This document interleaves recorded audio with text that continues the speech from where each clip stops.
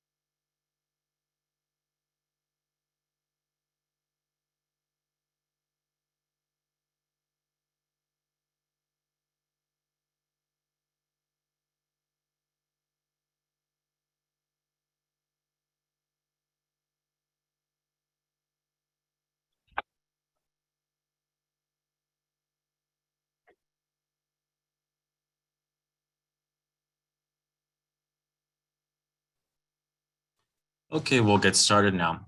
Thank you for everyone's patience. Hi, everyone. My name is Jose Luis Barajas. I am the Program Assistant for Building Business Back, a program of the County of Monterey in partnership with the Monterey County Business Council. Before we get started today, I want to welcome our interpreter, Marisela Quesada. Marisela will be interpreting in Spanish, as she already mentioned. To access the Spanish interpretation, hit the globe icon and switch over to Spanish. Para cambiar a español, haga clic en el icono del mundo en la parte inferior de la pantalla. Now, for the topic for today's workshop will be on navigating the County Permit Center, and we have invited Erik Lundquist and Elizabeth Gonzales as our speakers from the Permit Center from the County of Monterey. Erik, you can begin. Great, thank you, Jose. I appreciate the opportunity to be here presenting to you all. I imagine this is being recorded and can be shared down the road at some point with others, residents of the County of Monterey and beyond. My name is Erik Lundquist. I'm the Housing and Community Development Director. With me today is Elizabeth Gonzales. She is working out of class as our Permit Center Manager. I would like to just perhaps give a little bit of background on the Housing and Community Development. Over the course of the last few years, the Housing and Community Development Department has been in a bit of a transition. The Resource Management Agency, which formerly was the department, also contained what is now Public Works, Facilities and Parks, and Housing and Community Development. Citygate and Associates did an audit on behalf of the county, and as a result, one of its recommendations was that RMA be dissolved and two separate departments be established. Again, one of them being Public Works, Facilities and Parks, and the other being Housing Community Development, which is the department that we represent. Housing and Community Development is really development centered and natural resource protection based. A lot of our preservation policies and development policies come out of a comprehensive general plan. We also have various land use plans throughout the county. The county is broken up also into two different regions, coastal and inland. We have a general plan from 2010 that it sets the policies for the inland areas, and we have a 1982 general plan that's setting the policies for the coastal zones. We then have two different zoning districts. One is Title 21, which is our inland zoning code, and then we have the coastal zoning code, which is Title 20. So development within those areas are regulated by those policies and those development standards contained within those zoning codes. So our department offers various public services. We offer planning permit services. We also offer building construction permit services, including grading, stormwater, and we also do code compliance. It's joked on occasion that everybody likes to hurry up and get the permits done, and everybody likes to slow down on the condition compliance, but we are here to serve on all of those facets. And Elizabeth does much of the permitting and operations at our permit center, which is our front counter.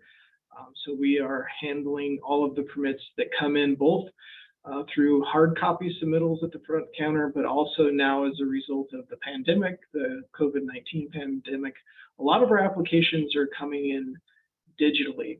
So we're just going to give an opportunity for Liz to kind of walk through the various slides. And as we do that, I might have a few comments to make in response to some of the streamlining efforts that we're going to be embarking on here as we continue to evolve on our Housing and Community Development Department. So with that, Liz, if you'd like to take it away. Thanks.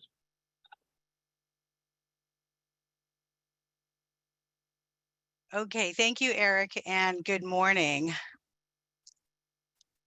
So as Eric stated, we were in the process of creating an online permitting process, and when COVID hit, we pretty much had to go online and just kind of navigate through it. There were some hiccups, but I think, you know, we have a solid online program. So this is our website, and this is where somebody, if they wanted to submit an application, would have to create an ACA account. And we have a step-by-step process that we actually give to applicants that helps them through submitting an online permit.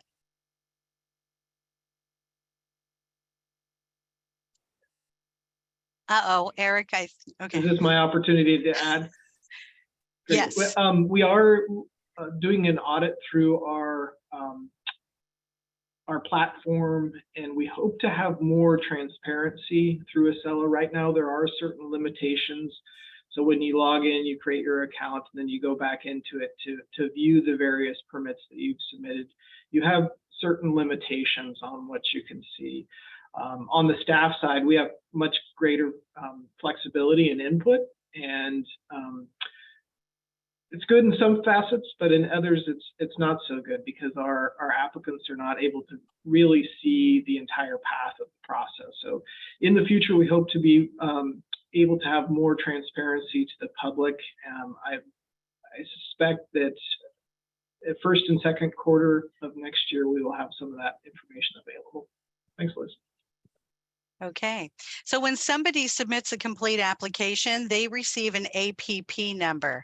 That is a temporary submittal number. These APPs get assigned to permit technicians for review.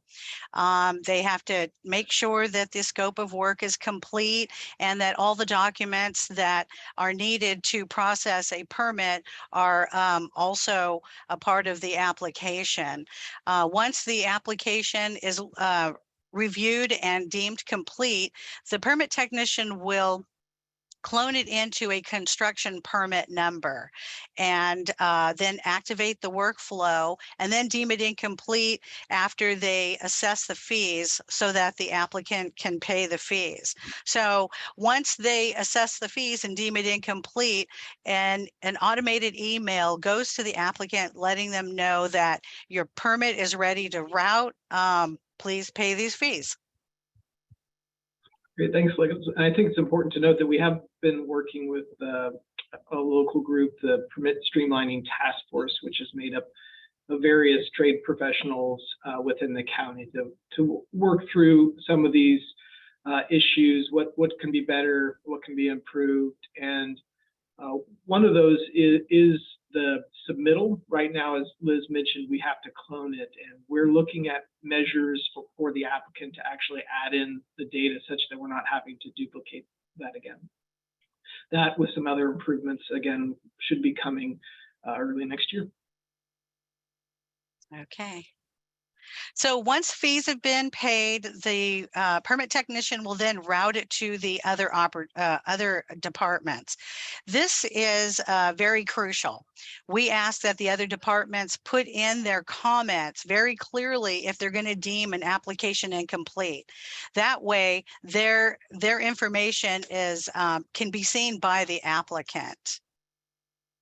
One thing that we have noticed is when our applicants aren't submitting responses back to the comments, and they're submitting it directly to staff within that division that's commented. It adds complexity.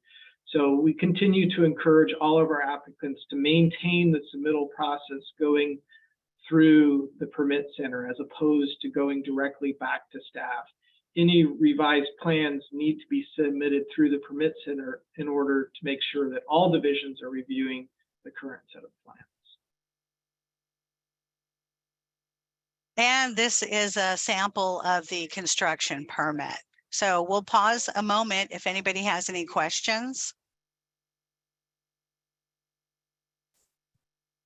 If you have any questions, you can raise your hand or type them in the chat box. We'll give everyone a few seconds. Sure. And just for clarity, we'll be discussing the planning process, which is to follow the construction permit process. We have a question here in the room. Good morning. My question is, are we able to use the Excel Citizen Access to find an APN, an assessor parcel number for a property? Can I go in and like type the street address within Monterey County and find out what the APN is? Yes, you can. So Yay. Citizens Access has direct access to the Acela program. So yes. And then another great resource is our GIS system, which also enables you to either type in an APN number if you know it, or an address, and then you can locate that assessor's. Thank you. You already saved me a trip down to visit your office. Thank you. Okay, moving on. So the planning permit process is very similar to the building permit process. They too, when somebody applies for a planning permit, will get an APP number as well. The minimum requirements for a planning discretionary permit is the application request form and a conceptual site plan. Once those two documents are submitted, the APP will be looked at and cloned into a PLN number, which then is uploaded onto a project assignment list for assignment to a planner. I think there's a key distinction here, Liz, between application request form and a formal application. The application request form would result in a checklist that is provided to the applicant that gives them all the information needed to submit the formal application. So when you submit the application request form, that is not your formal application. We are looking at ways to reduce that front end process by submitting the application request form. And in lieu of that, generating checklists that are specific to the variety of planning permits that we have. So for example, a use permit will have a specific checklist, a parcel map, a subdivision, a lot line adjustment. All of the variety of planning permits will have their own unique checklist that will enable the applicant to gather that information and submit the formal application request without having to go through that added process. I think that will provide a lot of streamlining to our planning process at the front end. We are looking at other streamlining measures, moving applications forward through the planning process. And I can't agree with those that express concern with the cumbersomeness of the planning process. It is cumbersome. There's a lot of rules and regulations that have been set up, but hopefully through some of these efforts, we can make it easier on us all. Okay. So the over-the-counter design approvals, the online process for that is actually straight into a DA number. So the applicant will upload their design approval documents and it'll be looked at. The cumbersome link to this is that the fees can't be assessed by the applicant. The fees have to be assessed by the county. So once the fees are assessed, an email goes to the applicant, they pay the fees, and then the permit is processed immediately. So there is some, day or two delay with the over-the-counter design approval, the same type of design approval that you would really get over the counter should you come into the office. Yeah, and I would suggest if there is more than that, that it's a couple of days that Liz mentioned, that please reach out and make sure that something isn't lost. You know, these are resources and tools that we have available to us. They aren't perfect. It's technology, so often there are little glitches and bugs that occur and human error. So please reach out should you find that there's a delay, and we can make sure it's continuing through the process. And then this is the design approval permit that is emailed to the applicant when the process is completed. Any questions so far?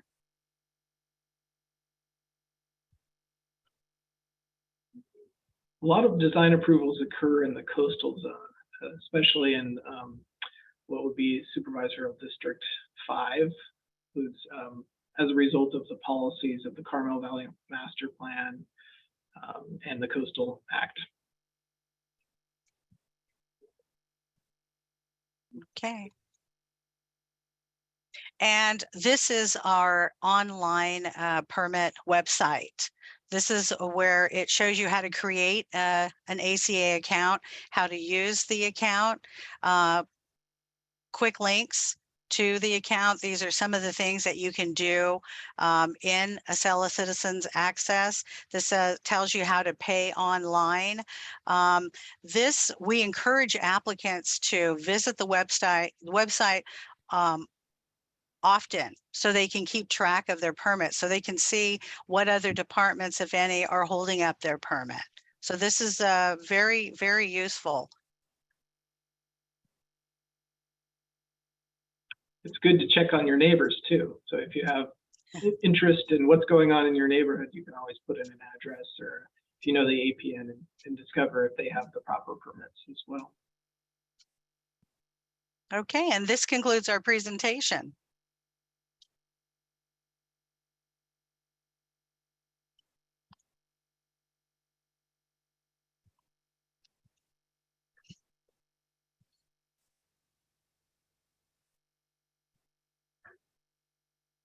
One more question from the audience here, from your inquisitive one. So you had mentioned where, how to get into the website, but you kind of were already jumped in a little bit. So if we're just starting from scratch, how do we get to your website? Do we go in through the county website, and can you just show us the link, or do we go to Google and type in Monterey County? You know, what do we type in to get to that page, or where do we go? Please, and thank you. Okay. Yes, we do have the county website. It's I believe Eric's going to show us how to. Sure. Oh, here we go. Yep, this is our main page.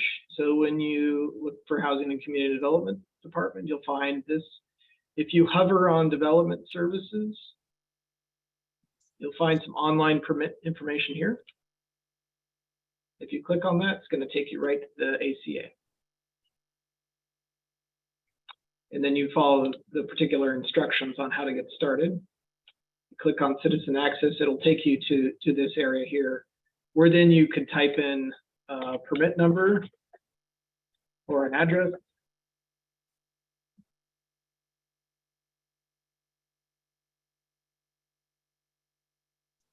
This is our government center here. Let's see if it populates. Give it a second.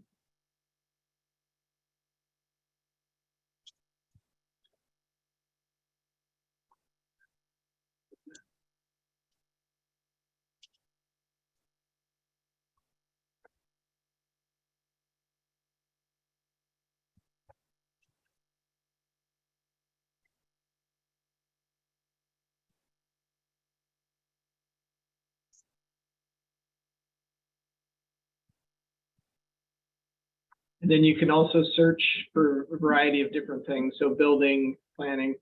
So when you just type in the address here, it'll populate all the permits in the area. So you look down here for the particular address. For the Stu Shillings. So let's give you an example here. So this is where you would find your parcel number. One of the speakers had a question on the parcel number. It looks like this one actually happens to be in the city, or there's not a permit there for that. That gives you an idea of how you can search for the variety, and then again on the specific planning or building files there. If you know the permit number, permit type, you can also search by street address at the bottom here. We have another question here in the room, and also as a side note to those joining us online, if you have any questions, you can raise your hand or type them in the chat box. My name is Christy. First of all, I want to say hi to Liz Gonzales, Christy from Benson and Keller. Oh, hi, Christy. Hi there. So when you go to the Acela website, obviously you do not have to have an account to get information. So my question is, if you're just checking on your neighbors, let's say, do you find more information if you do have an account, or would the information be the same if you just log in, you know, without signing in, basically? You know what I mean? Yes. You don't need an account to go into basic information. You will find more information though if you sign into an ACA account. So it depends how much information you're looking for. So whatever is available to the applicant by going into ACA, the only thing you wouldn't have access, of course, is any permits, cards or building plans to download. You wouldn't have access to that. But, you know, general questions from other departments you would have access to. I hope I answered your question. Yes. Thank you. Yes, thank you. We have another question here. This is from myself. Does the County Permit Center offer its services in any language other than English? And if so, is Acela also available in a language other than English? And if someone needs interpretation or whatnot, is that something that the Permit Center needs prior request of? We have 3 people on the Permit Center team that do speak Spanish. So we have access for somebody who needs interpretation immediately. We do have a lot of documents that are in Spanish right now. They are just physical documents. We are in the process of working on the documents online, and maybe Eric can speak a little more to that. Sure. Yeah, the county's adopted a plan that requires the department to assess when translation or interpretation services are necessary. Civil Rights Office has produced that and provided us some guidance from time to time on a variety of different projects. It starts with public notice, is making sure that, you know, we're identifying if public notice in a different language is necessary based on the demographics of the project's location. We also then may take that a step further to ensure that there's interpretation or translation services heading into a public meeting. Just as we have today, we have interpretation services, and we've provided those at our planning commission meetings and our LOAC meetings in the past, as well as translating various documents, primarily in Spanish is the request that we've received. And on the planning team, there are also 2 that are certified for interpretation and translation. And then we have other teams within the department as well that also have that service too. Thank you. We have an additional question here in the room. Liz, can you comment on what are some common reasons why applications are deemed incomplete, or common errors when people send them in that it doesn't go through? Can you talk about that, please? Yes, I can. What we're finding is sometimes when you type in the street address, somebody can't find the APN connected with it, and without an APN, you can't process your permit. So what we suggest is don't put the road, the word road or drive or place, just put in the street name and then let the street name pop up, and then you find the number. So some of those things, Acela unfortunately is a little sensitive to that. I think Oh, and so if somebody does get through and we find that we have to deem an APP incomplete due to the plans weren't uploaded,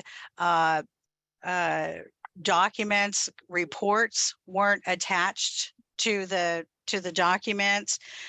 I believe most of it is the scope of work. We need a clear scope of work on the plans and in the application so we can know how to assess fees.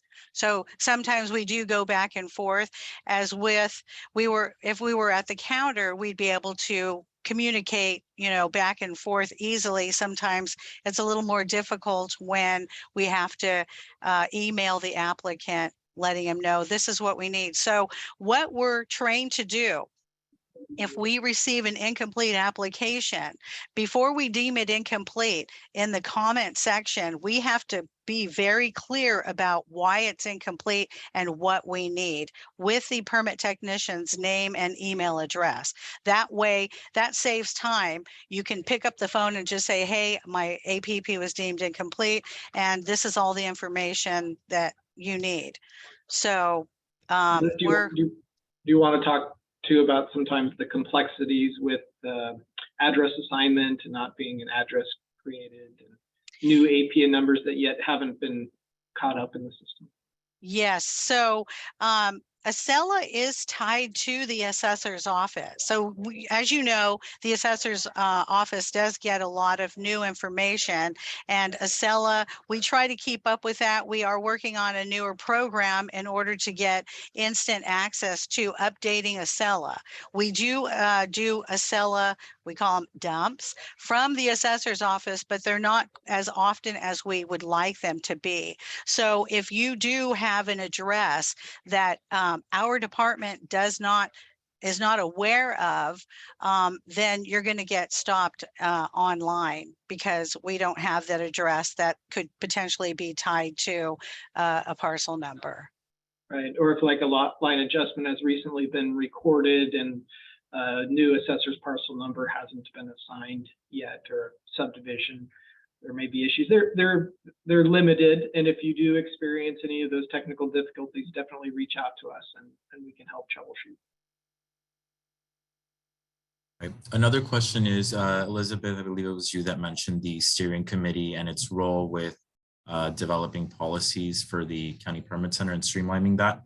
How might a community member or a business owner be able to get involved with that? Well, they're not setting policies, and they are independent from the county. So you'd have to reach out to their coordinator to get involved in that particular group. I believe Robert Carver, architect, is leading that group now. All right, definitely.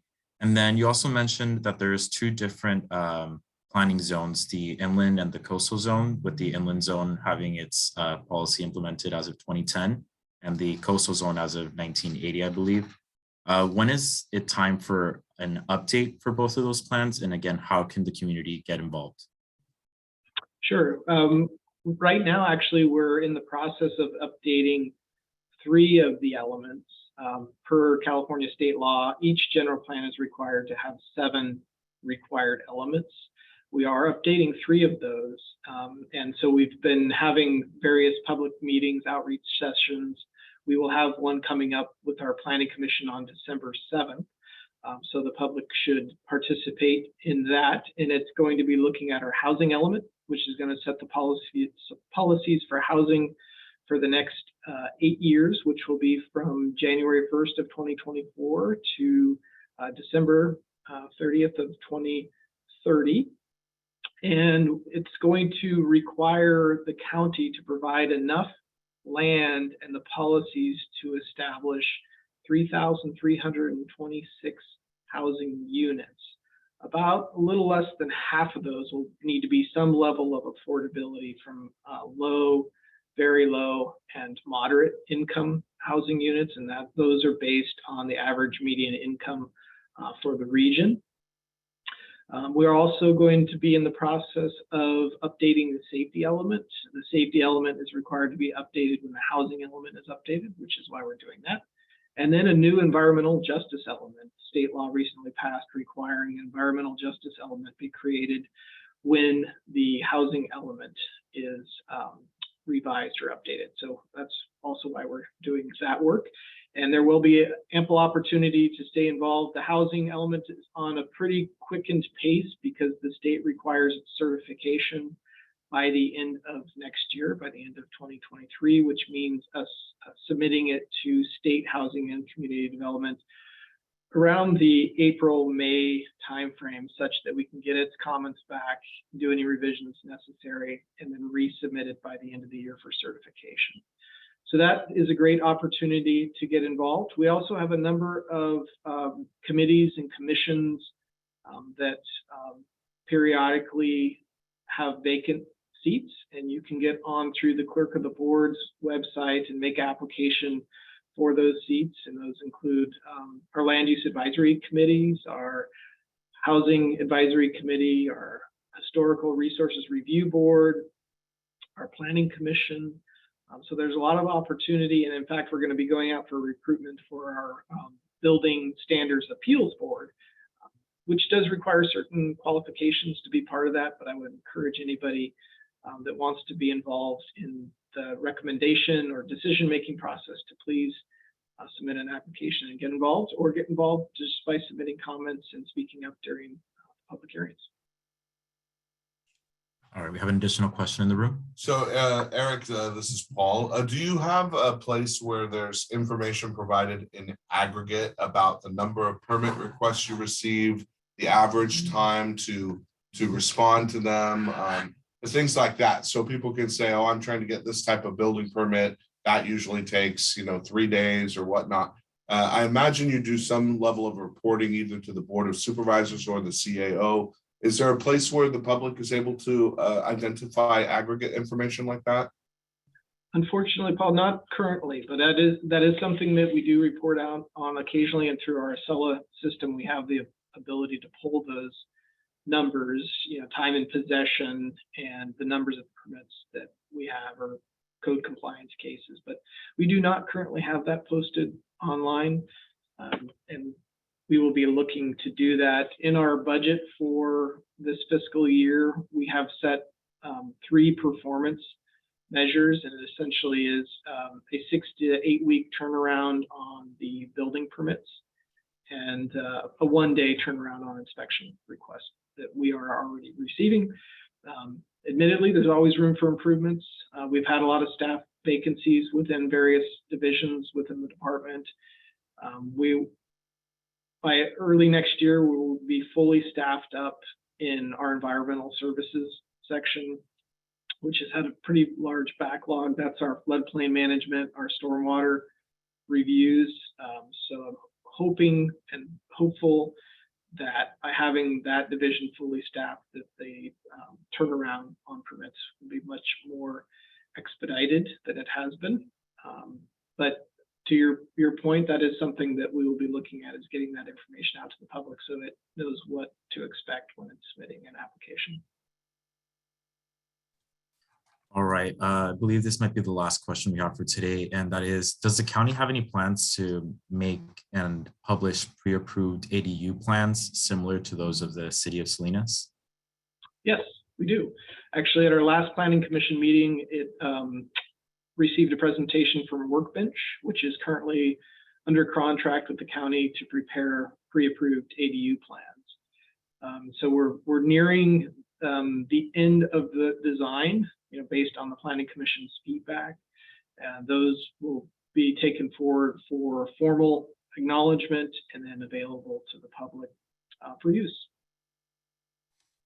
Definitely, thank you. And are there any more questions? We'll give everyone a few more seconds to type them in or raise their hand. I just say good job. Thank you. Valuable information for me personally. Like I said, it saves me a trip having to go there for some of the things that I need to do. So for me personally, this has been very useful, and I thank you. Thank you. People are But not. now you know us, so if you need something else, reach out. Yeah, only you don't know us though, Eric. But I'll send you a picture. All right, fair enough. All right, then. Since we see no more questions, on behalf of Building Business Back and the Monterey County Business Council, I want to give my thanks to you, Eric and Elizabeth from the County of Monterey's Permit Center. I also want to thank our host for the physical space today, which is the Workforce Development Board in Salinas. And finally, I want to thank the County of Monterey for funding this program. It's free to you because the County of Monterey has dedicated some funding for helping businesses recover from the pandemic. If you're interested in learning more, feel free to visit our website at montereycountybusiness.com, where you'll find today's workshop recording as well as previous workshops we've held. Our last workshop of the year will be held on ARPA investments in your community. The County of Monterey received $84.3 million in ARPA funds, which were distributed throughout the various cities in Monterey County. Join us to learn how your local government invested these funds. It will be held on Thursday, December 15th, in person at the Monterey Peninsula Chamber of Commerce and online via Zoom. You can register for that on our website. That's the end of our workshop, and thank you for joining. Enjoy the remainder of your day. Thank you. Thank you. Thank you.